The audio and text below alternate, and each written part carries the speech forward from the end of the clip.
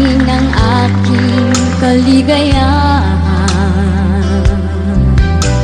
Yung buhay mo, ang puso ko nalulubay at nagala